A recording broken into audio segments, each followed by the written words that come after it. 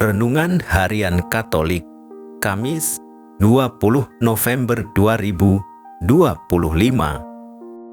Damai sejahtera.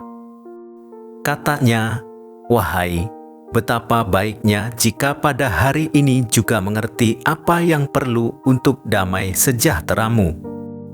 Tetapi sekarang hal itu tersembunyi bagi matamu." Lukas bab 19 ayat 42. Saudara-saudara, pada zamannya Yesus melihat tanda-tanda kehancuran masyarakat akibat ulah manusia sendiri. Egoisme, ambisi kekuasaan, dan fanatisme merusak solidaritas. Perdamaian terancam menjadi permusuhan antar bangsa.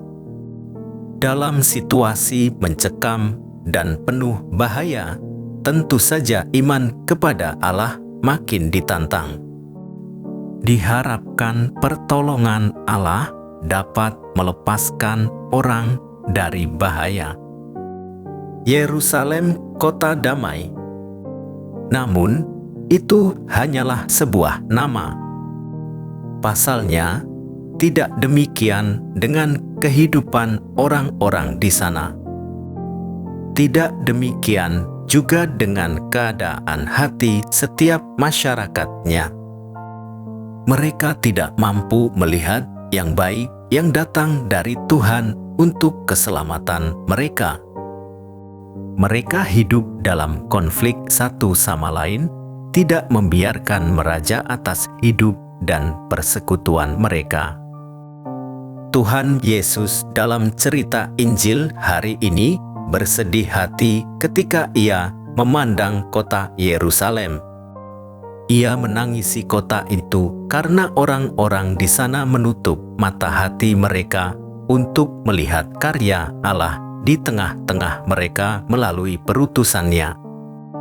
Orang-orang di kota itu akan menolak Tuhan Yesus dan menghukum Dia dengan penyaliban. Alasan Yerusalem dihancurkan terulang kembali saat bangsa Israel jatuh lagi dalam ketidaksetiaan dan ketidaktaatan. Panggilan ketika Allah melawat engkau dalam kalimat terakhir Injil hari ini mengingatkan kita pada kedatangan Tuhan, di mana Dia akan bertindak sebagai hakim yang adil, mengganjar orang-orang yang setia dan menghukum mereka yang berbuat jahat. Nubuat Yesus akhirnya benar-benar terjadi ketika untuk kedua kalinya kota Yerusalem dihancurkan oleh kerajaan Romawi pada tahun 70 Masehi. Perjuangan kita sebagai umat beriman adalah memasuki Yerusalem abadi dalam kerajaan surga. Untuk masuk ke sana diperlukan sebuah pertobatan terus-menerus. Yesus menangis ketika melihat Yerusalem. Yesus tahu bahwa akan ada penghancuran terhadap kota itu. Sejarah membuktikan Yerusalem dihancurkan tentara Romawi pimpinan Jenderal Titus pada tahun 70. Hal itu terjadi setelah Yesus disalibkan, wafat, dan naik ke surga. Pada masa hidupnya, Yesus menangisi kota Yerusalem. Yesus mencintai kota Yerusalem. Namun, Ia juga tahu bahwa Yerusalem tidak mengenal damai sejahtera yang ditawarkannya. Yerusalem hancur karena tidak mengenal Allah yang melawat. Kiranya bukan kota itu sendiri yang ditangisi oleh Yesus, melainkan ketidaktahuan penduduknya mengenai apa yang perlu untuk damai sejahteranya.